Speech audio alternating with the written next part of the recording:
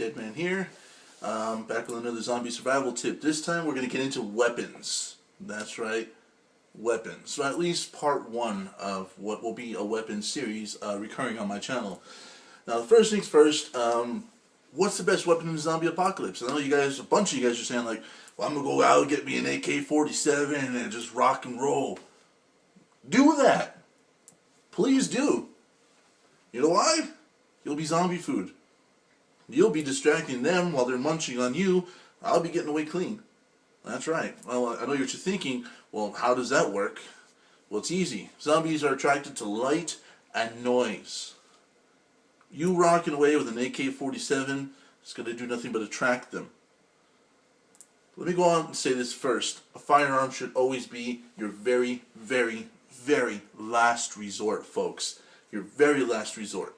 Because they're loud, they put off light, and honestly they attract the ghouls. They attract the zombies. You know, I mean, on a clear night, a gunshot can be heard for over a mile. Imagine that. You're going to attract, for one gunshot, you're going to attract every zombie within a square mile radius. Well, that's a lot of goddamn zombies if you're in the middle of an infestation. So, what is the best tools? Well, let's start with the most basic. Standard machete. That's right, a standard machete. Why? Because they're robust, they don't take a lot of maintenance, they can hack and hack and hack without having to be sharpened for a while, because these things are meant for the brush. Now, zombies, I mean, yeah, okay, there's a given that you have to get up close, but I mean, look at this. That's a pretty good distance. I got long arms. If you can see this, if you can't, there you go, right there. I got long arms. That's well over a 3-foot reach for a good machete. You got to clip the brains, folks. Remember that. Now, don't get me wrong. You're not going to be able to just pick up a machete and start hacking and slashing, because you know what? With any weapon, no matter how primitive, there's always a risk of self-injury. So get a little bit of training in. You know, it doesn't take a lot. You know, it takes about an hour, maybe 2 hours, to really get into training, to really learn the vital points of a human being, how to get into them, and how to move around a ghoul with a machete. Now, for those of us like me who have had a little bit more, you know, time working with machetes and stuff like that, I'm going to be using a more robust tool. Granted, it's a lot shorter, but for me, this works out because I am, you know, heavily trained hand-to-hand combat, weapons combat, stuff like that. That's why I make these videos, to help you guys survive.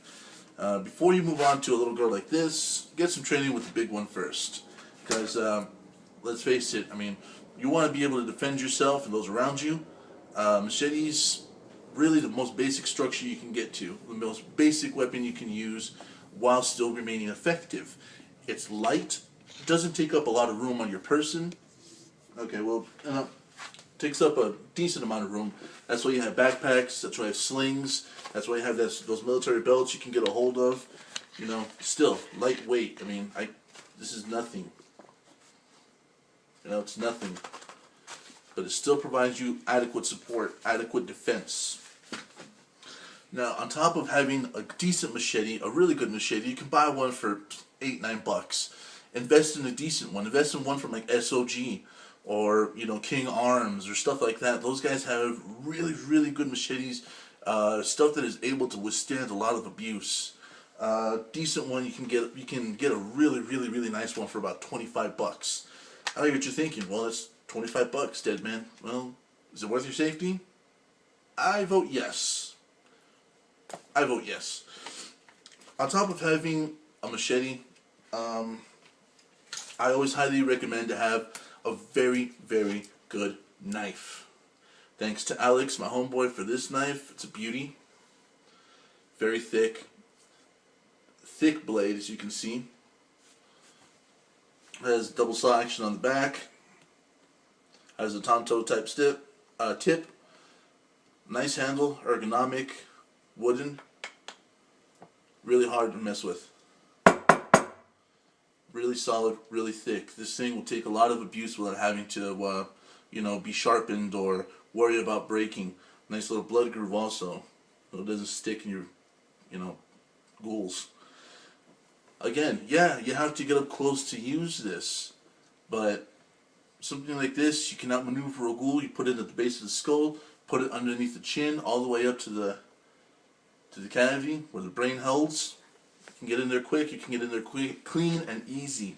I always recommend having one of these around. Pocket knives, they're great, but you know what, folks? They fold up on you. You can lose your fingers. Something like this, built for survival, nice and thick. Well, as you can tell, it is a thick knife. And the reason I keep going over thickness is because you don't want that thing to break. This is I can't even bend it. You want to keep that around. Again, doesn't take up a lot of room in your person, very light. I plan on carrying a lot of these. I have a very big bag full of very sharp knives. Hence why a lot of people are going to be knocking on my door, right? On top of that, I recommend having, believe it or not, an axe. Yes, an axe. You never know when you might have to hack something off somebody. You know? It might not stop the infection or whatever is going on, but you know what? It'll give you a fighting chance. You get something injured, you get gangrene, this will always come in handy. On top of that, this is a combat axe, so this has this nice little trench pike right here. Goes through skulls real easy. Also, this is has that battle tip right there, meant for skull smashing as well, getting into places, windows, so on and so forth. Helps you pry open doors. Very lightweight, very balanced. And on top of that, this little sucker can be thrown. You're asking for a demonstration? I'm not going to do it. And I'm not going to help. No, because last time I did a demonstration, he forgot how to catch. So, trip to the hospital, reattaching severed limbs. It's never fun. Now, I know what you're thinking. Well, dead man, I don't really have those readily available. You know what? That's wrong. Because if you have an internet connection, you're watching this, so I assume you do. There's all sorts of websites out there. All sorts of websites you can get these survival tools from. They're very easy to acquire. You don't need a license for them. You don't. Check your state laws. I don't want you guys carrying this around all the time and being like, well, this asshole on YouTube told me to carry it with me. I don't want that, guys. All right. So check your state laws. Again, these require no license. Some of them might be illegal to EDC or everyday carry, but when it comes down to the apocalypse, zombies around, you're gonna want one of those on you. Trust me. Pocket knives, always handy, just in case. This is one of my little favorites. It's a replica of the Joker's from The Dark Knight. Yes, I know. Shut up. Always handy to keep one of these around, just in case you need to shed some clothing, do some quick cutting. That's not going to require a big, gigantic knife like the one I had. Quite a difference. This is for quick stuff. Getting some bootlaces off, getting some clothing off, opening a door that's tied together with some twine, getting a seatbelt off. Always good to have. Make sure that also you want to invest in quality, folks. Cheap little $2 knife from Walmart isn't really going to be much. This is a nice, robust quality. I got this for a good price. But always handy to have around, because even in a pinch, through an eye socket, this is more than lethal. You know what I mean? For this segment, last but not least, I want to talk a little bit about firearms. Now, I know I told you guys about AK-47s, M16s, M4s, stuff like that. You know what, folks? Let me shatter this illusion. Unless you're in the military, unless you've been trained proficiently with these weapons, avoid them at all costs. Seriously, avoid them at all costs. Because those weapons are complicated. They're hard to maintain, they're hard to use, and they're hard to keep accurate. And unless you're trained to hit, a melon-sized object that's moving, you're going to have a bad time. Yeah. So what I would recommend as far as firearms go, because I know it's the only one I'm going to carry, is, believe it or not, a handgun. This is an airsoft gun, before all of you freak out. It's an airsoft gun, but it's a perfect representation of my favorite weapon, the Colt M1911. It's a .45 caliber ACP round. It's got enough damage to do more than enough for the job. It's kind of heavy, but it's compact. It's easy to use, folks. It's easy to use, okay? All of us know that the button to eject the magazine is there. All of us know to pull the slide back. All of us know where the trigger is.